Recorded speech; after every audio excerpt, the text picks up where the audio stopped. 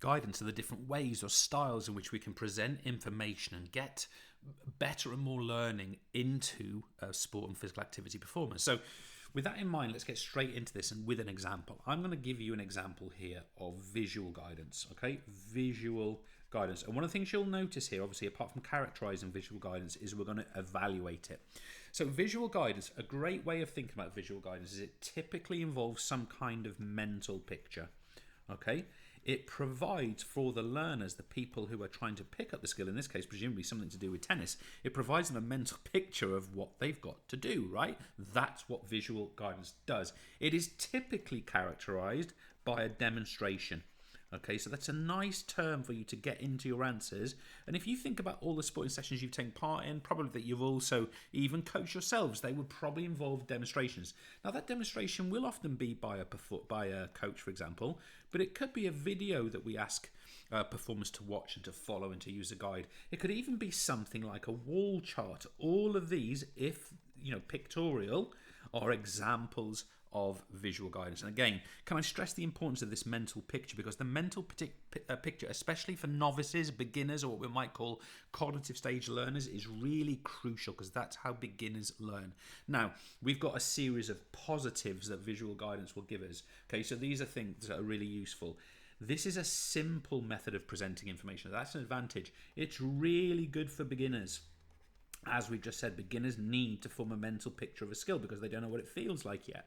So this is really, really effective. But there are problems with this method. So let's see if we can put some negatives in here. The red, I suppose. It's lots of information in one go. Lots of info in one go. Okay, so it could lead to overload with visual guidance potentially. And the other thing is lots of demos have issues of accuracy. Now, I don't want to judge this, presumably what is brilliant tennis coach, but I don't know what he's trying to demonstrate here. But it doesn't look great quality, does it? It looks fairly basic. So maybe the accuracy of the demo could lead to the actual learners, these guys over here, picking up the wrong information and therefore the wrong skill.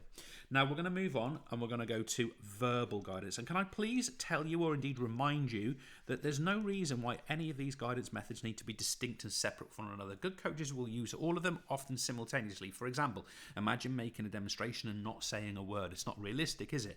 So what is verbal guidance? Well, I think the best thing we can describe this here, let me not use green actually, because I'm going to use that for something else. It is instruction. So think about when you get instructions in your sport. Is it about tactics? Is it about what I'm going to write down now, which is coaching points?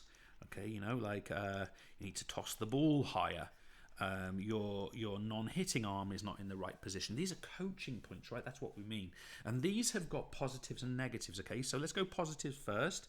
The positives, and by the way, these are really good for things like tactics, but the great thing about verbal guidance is it's specific and often individualized, actually. In fact, that can be something we make as a positive. It's individualized. Now, obviously, our coach here is giving group verbal feedback, but there's no reason why it can't be individualized. But there are negatives too, guys, and we would include the following. It is time consuming. Okay, it is time consuming. Okay, coach could be, it's almost endless really, and it can lead to overload or information overload. If we do too much coaching with students and give them sort of 5, 6, 7 coaching points or keep repeating coaching points, it may be that they become confused and overload by the amount of information that we're sharing with them.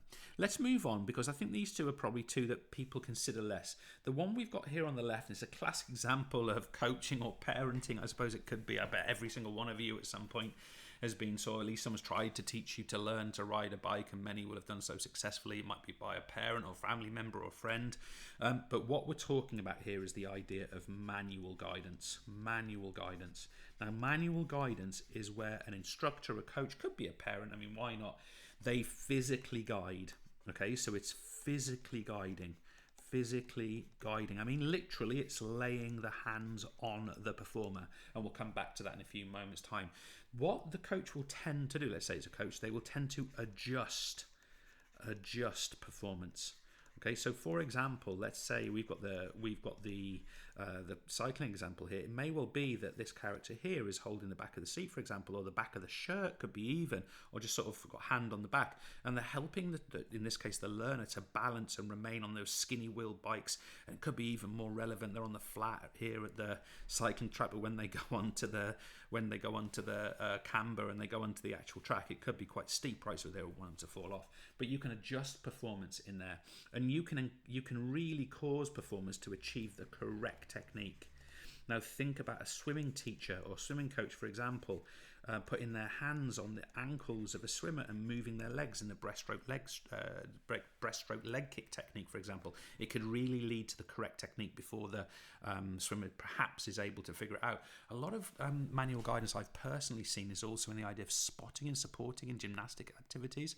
I've also seen a lot in racket sports where it's grip adjustment and foot position adjustment, where they sort of shufty their hip around or change the angle of the wrist. This would be examples of manual guidance where the coach actually moves you into those positions. Now, of course, again, there's strengths and weaknesses. So what are they? It's very good for beginners because it gives beginners a feeling of the correct skill before they actually have a go at it. Secondly, we've got the notion here that it gives a kinesthetic sense. Okay, so performers can get a kinesthetic sense, a sense of what correct feels like before they themselves can do it. Now, there are a couple of negatives, so let's put those negatives just in here.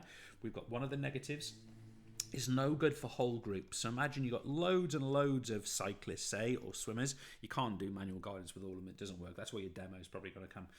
And it involves permissions. Now, obviously, I don't want to go too far down that road, but putting your hands on a young person, if you're not their parent, for example, well, even if you're their parent, it can be an awkward thing. Therefore, permission's important. Therefore, understanding of the purpose of doing it and appropriateness, of course, is important. I won't take that any further, but I'm sure you can figure out in your own mind what I'm referring to there. Now, finally, we're going to talk about mechanical guidance. And I'm going to say these are some of my favourite types of guidance because it's often the change-up that you're using in a coaching session. So what is mechanical guidance? It is the use of aids and objects. So we've got a trampolining harness here as our example, but it could be a bowling machine. It could be a series of coloured cones that a table tennis player has to hit as they strike a forehand over the net. These are aids and objects which increase performance. So let me give you some examples. I've mentioned some. We've got a harness. We've got, it could be a crash mat that would work in trampolining as well. It could be that we're talking about something like cones. It could be ropes. It could be bowling machine. I won't keep listing these things out because I would go on endlessly here. It could be parachutes, pulleys. There's all kinds of things that you could use potentially as different examples of mechanical guidance to help the performer. Now, why are they good? Why would we use them? So the positives are they increase up arrow safety. That, of course, increases confidence as a result of that. So let's put that one in. Increase up arrow confidence. You know, imagine this person here is doing their first ever somersault. That harness on is going to give them a lot more confidence to give it a right good go compared to I might land on me nut and that on my head. So that's going to be sort of something they want to think about. But also one of the negatives is performers become reliant on the aid. They won't be able to do it without it if it's overused. And finally, mechanical guidance can be expensive. Now, I've written down here, bowling machine. These are thousands of pounds, okay? So that's a negative and a drawback. Now, all of these guidance methods, they can be used in combination or in isolation to provide a better learning experience and expose learners to what needs to be learned. Thanks.